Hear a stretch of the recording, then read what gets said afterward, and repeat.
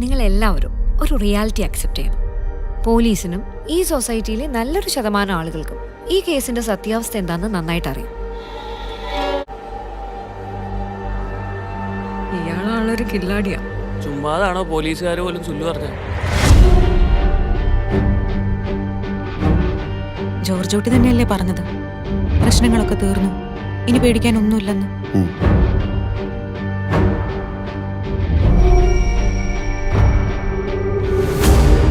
പോലീസിന്റെ രീതികൾ മുൻകൂട്ടി കണ്ട് കളിക്കുന്ന ഒരാളാണല്ലോ അയാൾ. അപ്പോ പോലീസുകാരും അയാളുടെ ഒരു ഫാനാണ്.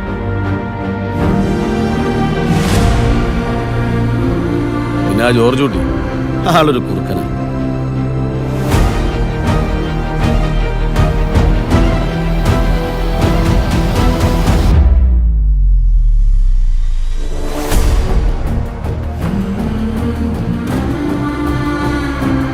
ഈ ആക്സിഡന്റ് കാര്യം എന്താ അവരോട് പറയാൻ പറ്റാത്തെ? അവരെ രക്ഷിക്കാനാണെങ്കിലും ഞാൻ ഈ ചെയ്ത കാര്യങ്ങളൊക്കെ കാണുമ്പോൾ അവരുടെ അച്ഛനൊരു ക്രിമിനലാണ് എന്നൊരു തോന്നലുണ്ടായാൽ ഏയ്, അവരങ്ങനെയൊന്നും ചിന്തിക്കില്ല. ഞാൻ തന്നെ അങ്ങനെ ചിന്തിച്ചു തുടങ്ങി. പിന്നല്ലേ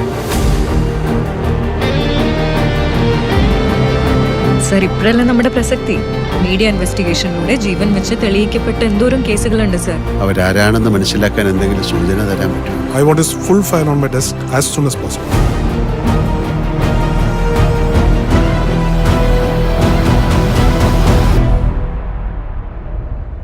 ഇനി അങ്ങനെയൊന്നും ചിന്തിക്കണ്ട, എല്ലാം കഴിഞ്ഞില്ലേ? കഴിഞ്ഞോ?